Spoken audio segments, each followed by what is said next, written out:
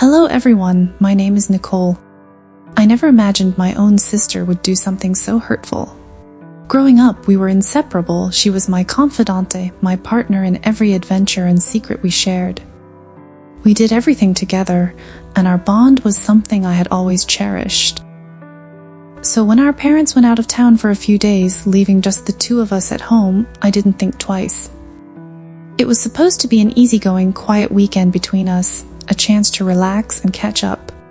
The weekend started just like any other. We spent the first day lounging around the house, flipping through channels, talking about life, and catching up on each other's plans.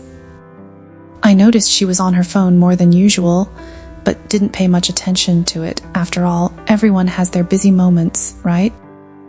But as the hours went by, I couldn't shake a growing sense of unease. She was laughing at her screen, then quickly tucking her phone away whenever she noticed I was watching. Her energy felt different, guarded, like she was hiding something important. I tried to ignore it, convincing myself I was just being overly suspicious. Later that night, as I was winding down, I heard her voice from down the hall. She was on the phone, speaking in a low, hushed tone. Something in her voice caught my attention. This wasn't her usual laughter, or the casual chatter I was used to. It was softer, more personal, almost intimate. My stomach twisted, but I brushed the feeling aside, not wanting to jump to conclusions.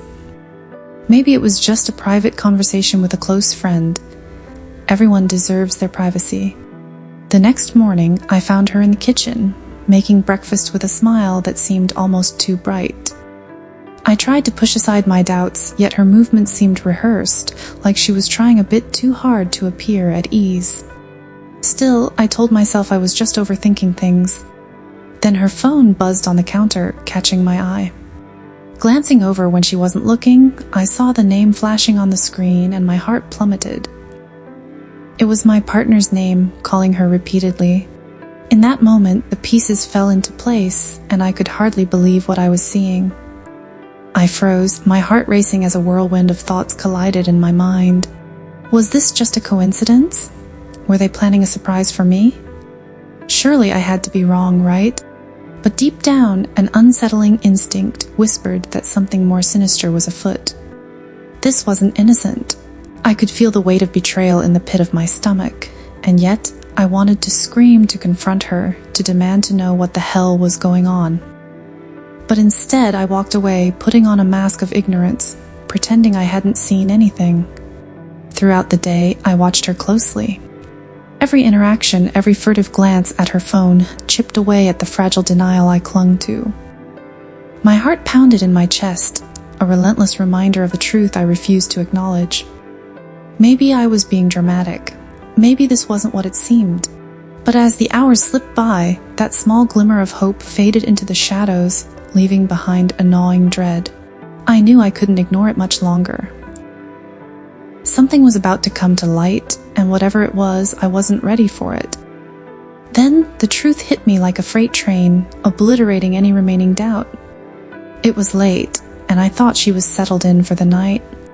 I couldn't sleep. My mind was a chaotic storm fueled by the revelation of my partner's name lighting up her phone.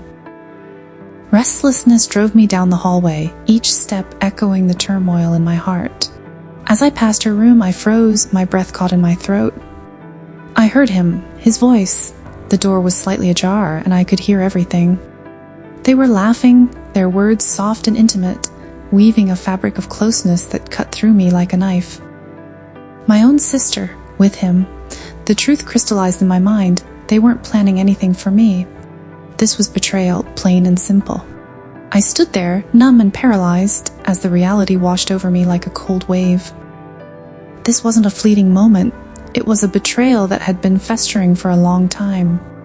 As I listened, my heart sank deeper with each whispered exchange. He was supposed to be with me, to love me. And her, my sister, the one person I thought I could trust without question, had crossed an unbridgeable line. Every instinct screamed at me to burst in, to confront them, to unleash the torrent of pain that was tightening around my chest. But I remained frozen, paralyzed by the enormity of the betrayal unfolding before me. Eventually, their conversation wound down, and I heard her soft giggle, a a sound that felt like a dagger. How could she be so calm, so unaffected by the chaos she was creating in my heart? The sister I had shared everything with now felt like a stranger, her laughter a haunting reminder of the bond that had been shattered. My mind raced, replaying the moments I had overlooked, the signs I had ignored.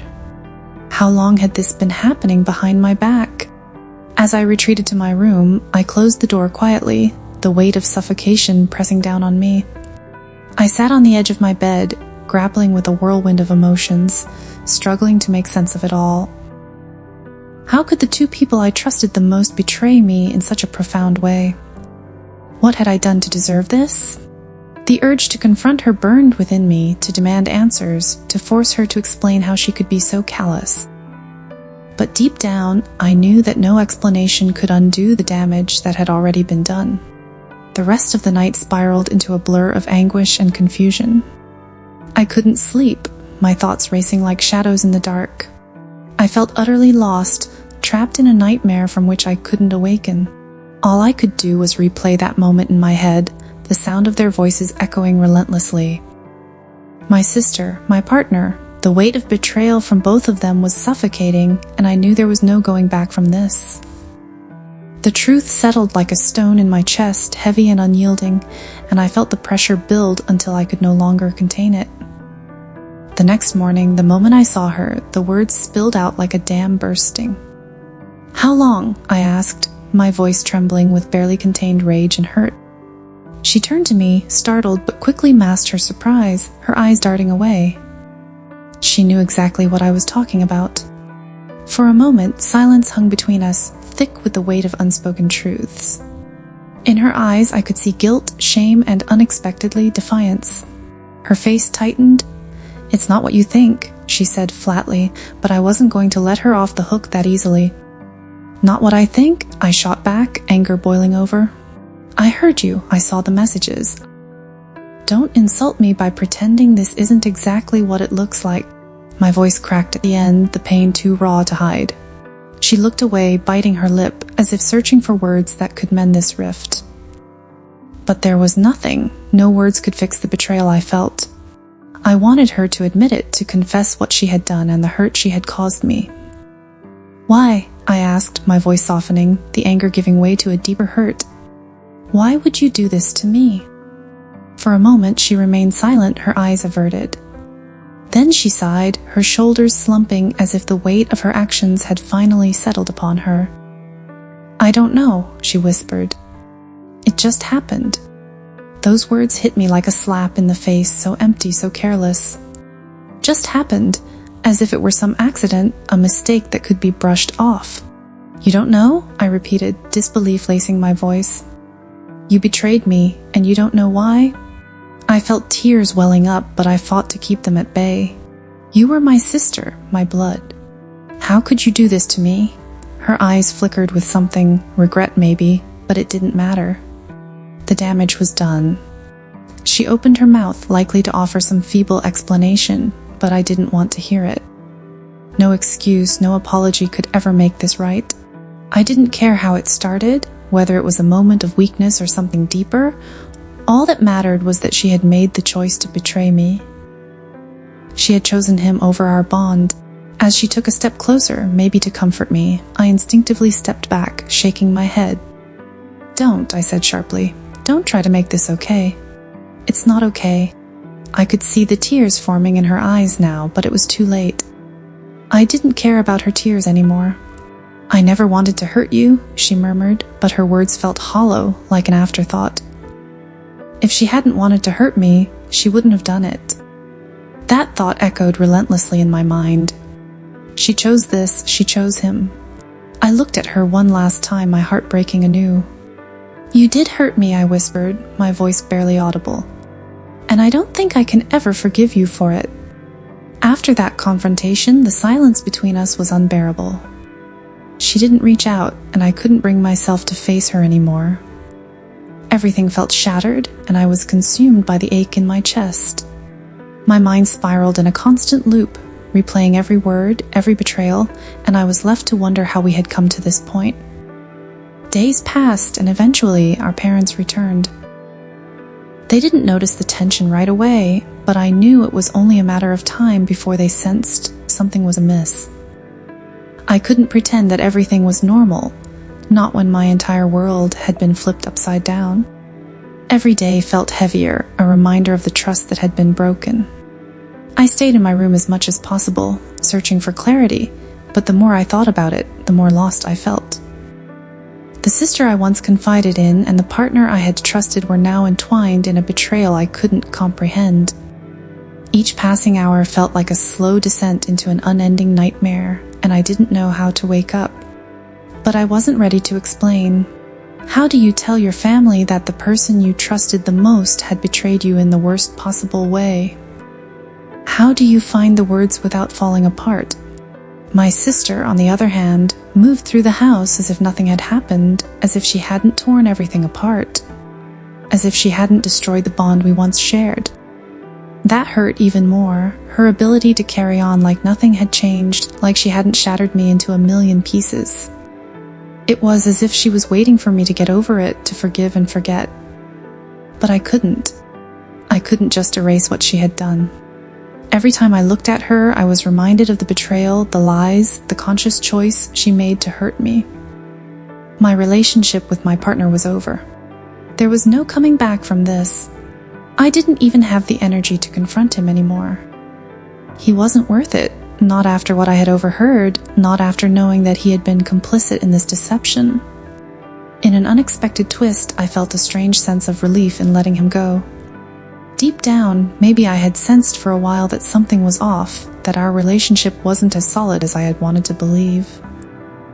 But I never anticipated it would end like this, wrapped in betrayal from both him and my sister. I grappled with figuring out what my next steps should be. Part of me longed to escape, to put as much distance as possible between myself and the remnants of this betrayal. But where would I go? This was my home, my family, even if it felt utterly foreign now. Running away wouldn't fix the damage. The pain would follow me wherever I went. In the end, I chose to stay, but I knew things would never be the same. I couldn't predict if I would ever truly forgive her. Maybe time would dull the pain, but maybe it wouldn't. For now, all I could do was try to move forward, to navigate the wreckage of what had once been my life.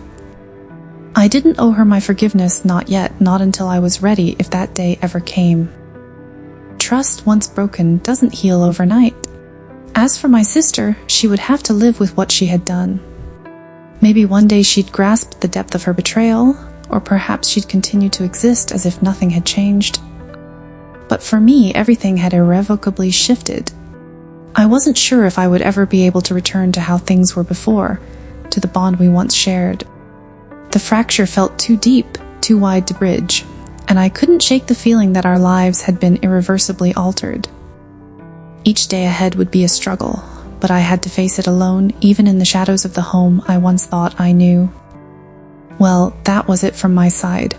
Thanks for letting me share my story. I would love to hear your opinions about it.